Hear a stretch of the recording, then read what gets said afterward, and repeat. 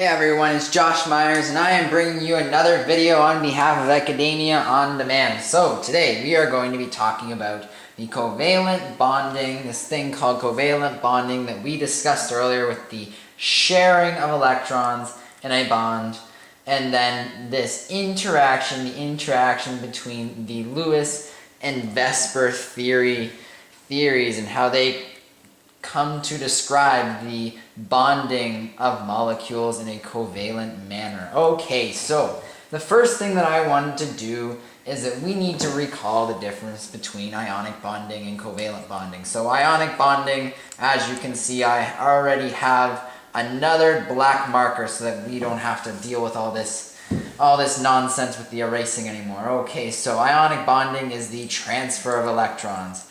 And we know, as we've been discussing, that the whole purpose of bonding is to make both species more stable, so that therefore they are able to exist with greater energetic stability. So, and then ionic bonding is the transfer, while covalent bonding is the sharing of electrons, because covalent bonding is much less greedy. So sharing of electrons.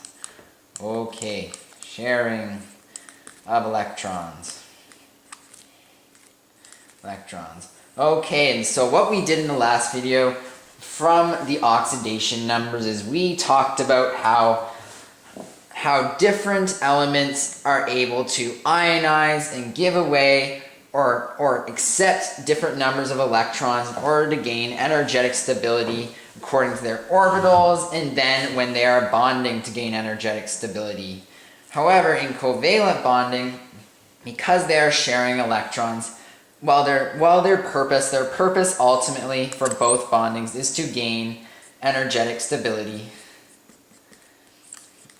And the covalent bonding does this through a different method, because as we know, when it's ionic bonding, ions are created, so oppositely charged particles attract. However, when covalent bonds are created, a new, what we call molecular orbital is created. Molecular orbital. And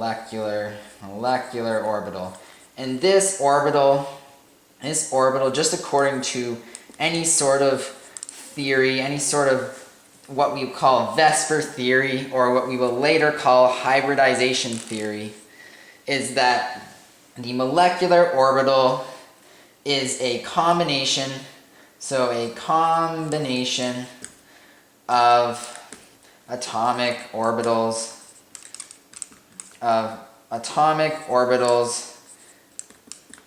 and has lower energy,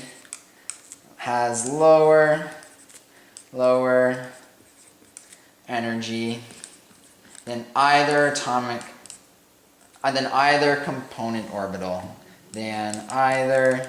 component orbital. And this makes a lot of sense, because this would create energetic stability if the resulting orbital was of lower energy, so therefore more stable than either of the component orbitals.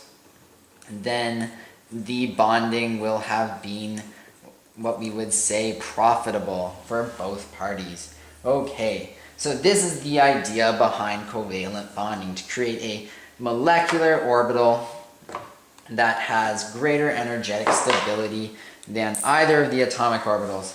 And so, as we know about any orbital, let's just draw a box. Not even labeled, don't even label the sublevel, just draw a box. We know that in any orbital, any complete orbital, that two electrons occupy it and they are spinning in opposite directions. And this creates the optimal energetic stability. And so when this is a molecular orbital, one electron is donated from one party. Usually we will learn later in the next video different special cases to this rule, but in general, any molecular orbital, one electron is donated from one party or species, and the other electron is donated from the other species. And so they come together, and as we said before, they are sharing They are sharing, and that is so important, is the idea that not only do they both combine their electrons, but they also use both of the electrons mutually to complete their outer energy levels. So one electron from each. That is the general rule, from each. And it's hard to write and talk at the same time, believe it or not. From each. That is good enough. Okay, so now that we've reviewed that and we have now a respectable understanding of exactly what molecular orbitals are, the next thing we need to discuss in order to really understand how covalent bonding works from start to finish is to talk about the idea of what makes covalent bonding different from ionic bonding, in the sense of what makes some things bond covalently and then other things bond ionically. And in a previous video, I believe it is the chemical bonding video number 4, we discussed the idea that it was because of electronegativity.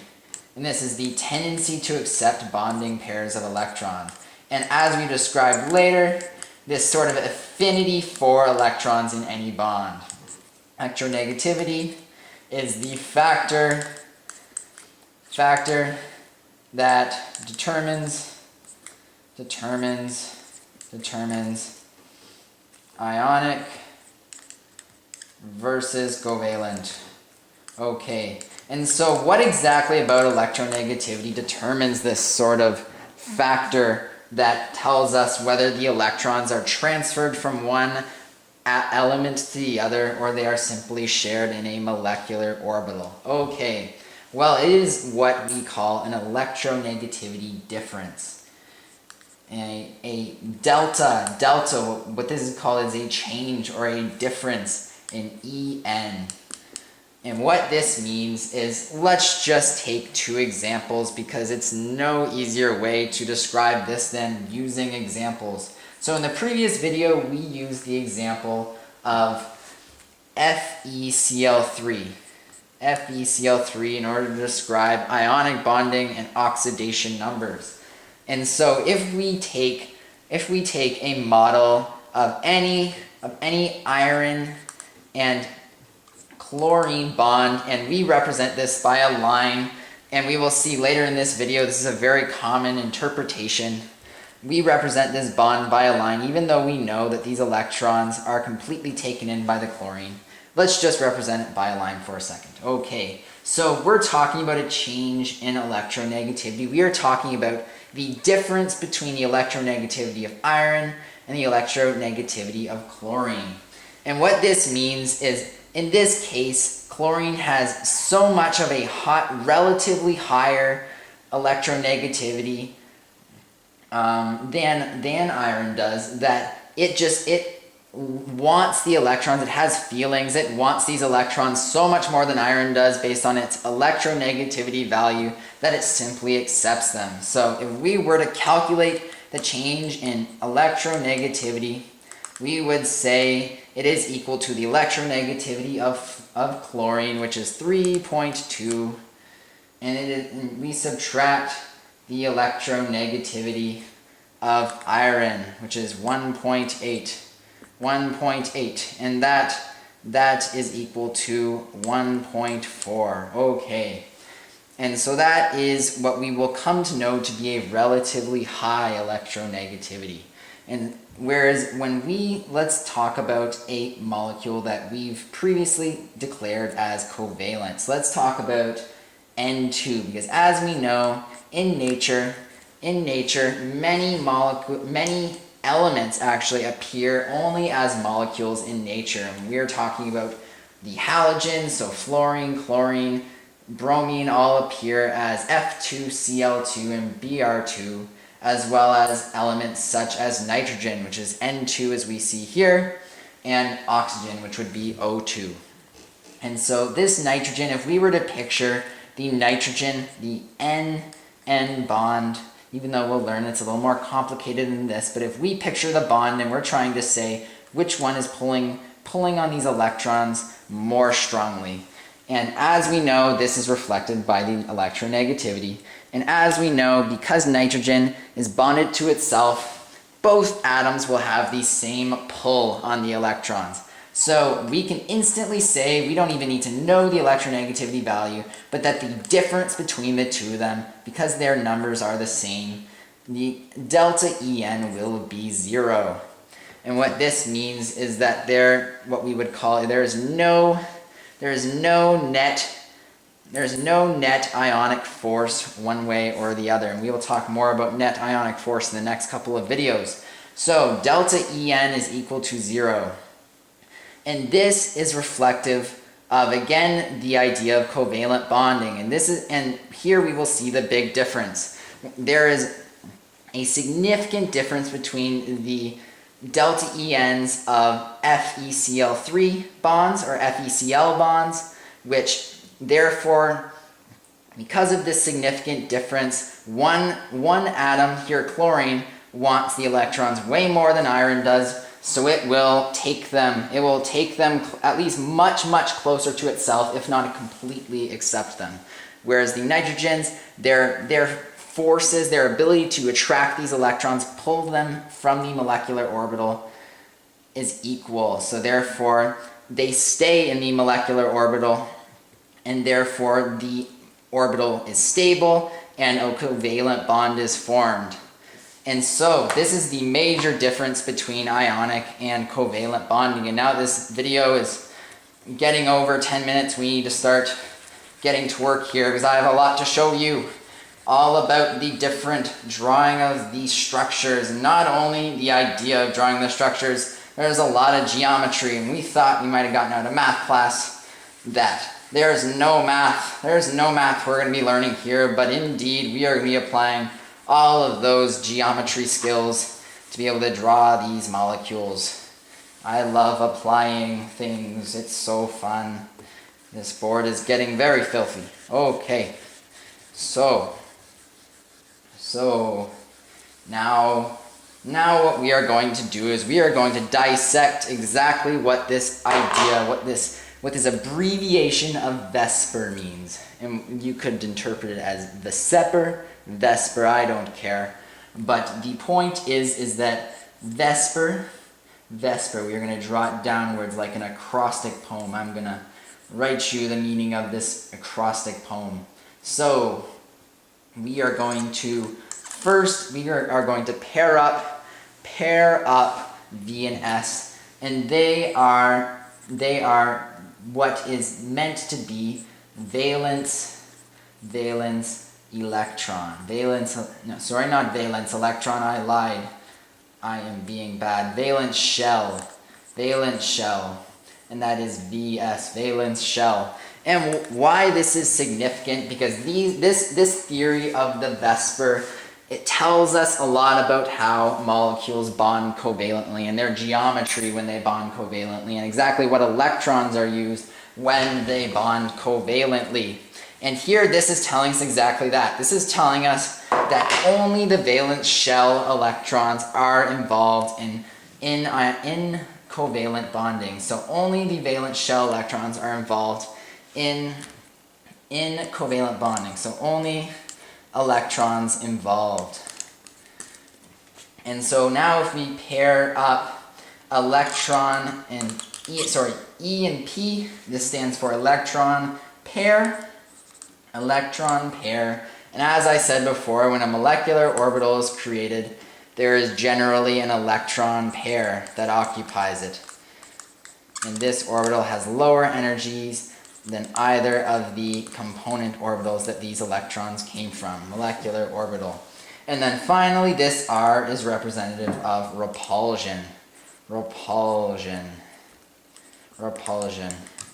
And this idea of repulsion is a little bit abstract, but what we can take from it is the idea that electrons will try to push each other away, that they will try to separate themselves from each other as much as possible in three-dimensional space.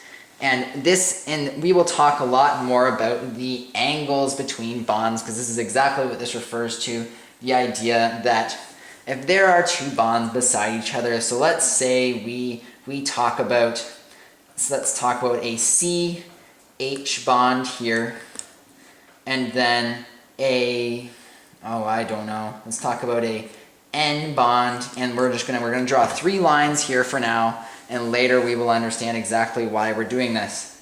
But the idea of this repulsion is that these areas of electron, we call areas of electron density, so areas where electrons are, where they occupy, repel each other as much as possible. And so in 3D space, these areas of electron density, this is a very, very big concept. So areas of electron density, this is very, very important. Areas of electron density is this idea of electron density will determine a large part of any sort of covalent bonding molecular geometry. Okay, so these areas of electron density will be at an angle of 180 degrees. And what this means is that they are repelling each other. They are repelling each other in such a way that they are located furthest away from each other as possible in the covalent molecule. So in 3D space, when there are two areas of electron density, and obviously they will always maximally repel each other, they will always be 180 degrees apart from the central atom. Here the central atom is carbon, and carbon will often be the central atom, maximally repel or separate. And you could think of this as separation. Separate. Okay. And now I am writing on top of myself. I gotta do better at this, and I know I keep saying that, but I genuinely am concerned about the learners, the quality of the learner's education. Okay, so now that we have gained a bit of an understanding of exactly how the premises, these are almost what you could say is the premises of the covalent bonding, the idea that the electrons have to come from the valence shell, the outermost orbital, outermost energy level, and then that electron pairs have to be created in the molecular orbital, and then finally, when all the bonding is said and done, the electrons have to repel each other maximally, in such a way that when you draw the molecule, the picture is reflective of the angle between the bonds. Okay, so now let's talk about some examples, and this is going to be a bit of a makeshift setup where we are going to be, I'm going to be drawing out pictures of molecules, and they might not necessarily make sense at first, but eventually by the end of the video you are going to be able to understand how I got all of these pictures and how they make sense. Okay, so as we remember, the number one most important thing besides the ideas that we discussed in the Vesper with the valence, with the electron pairs, and with the repulsion is the idea that both parties, so both atoms want energetic stability, and these above factors almost, they highlight exactly how and why when they are bonded they have energetic stability. So energetic stability, and so anytime two atoms are bonded covalently, and this means that they have a relatively lower electronegativity, they want to have full outer energy levels. And so this means that usually they want to have 8 electrons in their outer energy level. When we are talking about covalent bonding, this means that we are talking about their outer energy level. So when we draw a picture, so let's draw this picture for a second. Let's draw a picture, and then I will I will explain because it's much easier to do this visually than for me to try to ramble and hope that you understand every word I'm saying. Okay, so let's hold on for a second. Okay, so this is the molecule. This is the molecule carbon dioxide, so CO2. CO2. As we can see, before we even talk about the number of electrons and exactly how I put this all together, let's talk about are all of the parties stable? And so we are going to count the electrons. We are going to count the numbers of electrons to see if all of the parties, all of the, both oxygens and the carbon have 8 electrons in their outer energy level. Okay, so the carbon, it has 2 bonds, 2 molecular orbitals created between both oxygens. And in these molecular orbitals, each molecular orbital, each MO has 2 electrons. If there are 4 MOs, then 4 times 2 is equal to 8. So therefore, carbon has 8 valence electrons, and therefore it has an outer energy level that is full, which means that it has achieved energetic stability. Okay, now the oxygens, they both have two bonds with the central carbon atom. And as well they have 2 what we call these lone pairs. They have 2 lone pairs also located in. When we say lone pairs, we can also call them non-bonded pairs of electrons. So non-bonded pairs of electrons. And so what these mean is essentially, as this is almost self-explanatory, they are non-bonded. And one of the very special things about non-bonded pairs, before we get into the counting as we were doing before, I just get off on tangents, but the non-bonded pairs of electrons we will see will repel other areas of electron density more strongly than bonded pairs of electrons. So hold on, now let's go back.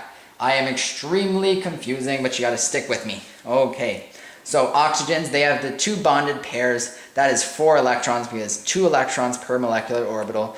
And then 2 pairs, so 2 orbitals, 2 atomic orbitals that are lone pairs of electrons. And therefore that equals 8. That equals 8 electrons. So 4 here, and then 4 here. 4 plus 4 is 8. Okay, and so now you're going to ask, how did I get this picture? How was I able to know that there are 2 double bonds there and then 2 lone pairs on each of the oxygens? And I'm going to tell you, as we have here, one of the premises is that they involve all of the valence electrons in each of the bonding species. So as we know, let's count. The carbon atom has 4 electrons in its second energy level. So 4 electrons for carbon, and then oxygen has 6 electrons in its outer energy level. So 6 electrons for oxygen, and this can be times 2 because there are 2 oxygens.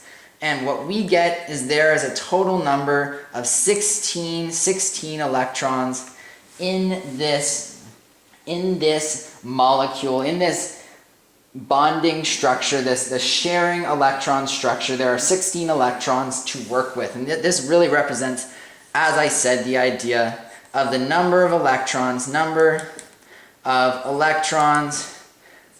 that you can include in any given what we call structure, any given picture. So here, what our task is to find a situation, a orientation of the molecule that allows every party in it to have an outer energy level that is full while only using 16 electrons.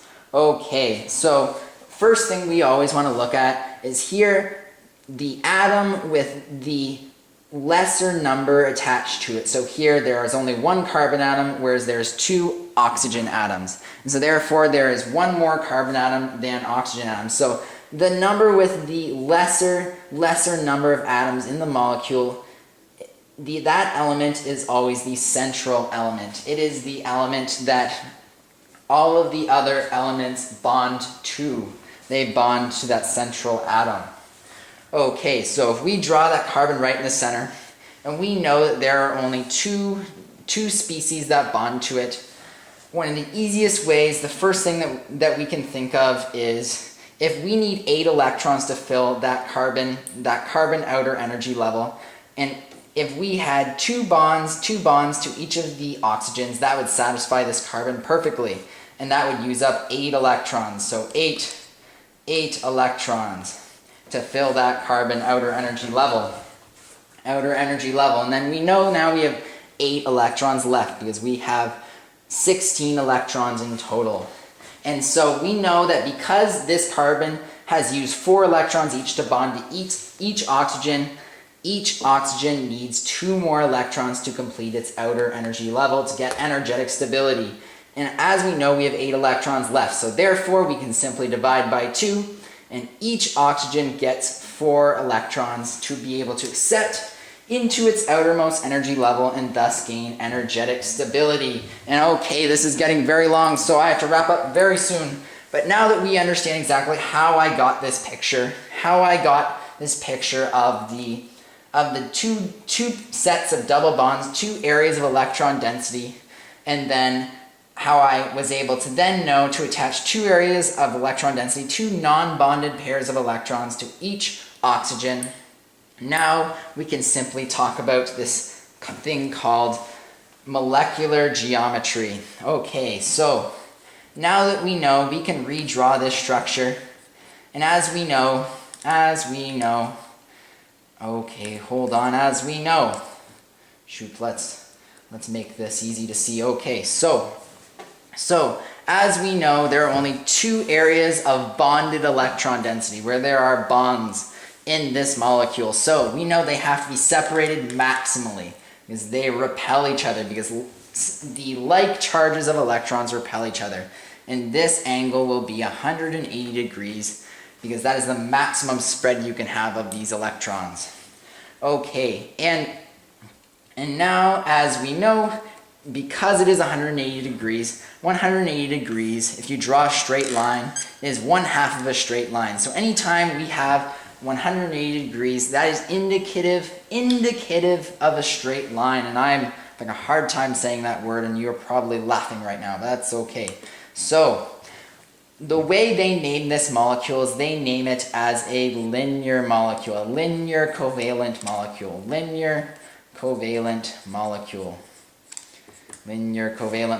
and oh no, okay, so this video is almost 28 minutes, so I have to wrap up very soon, but you will see me very soon. I am saying very soon a lot, but you will see me very soon in the next video, and we will talk more about this idea of covalent bonding and Lewis and Vesper structures and theories. See you guys.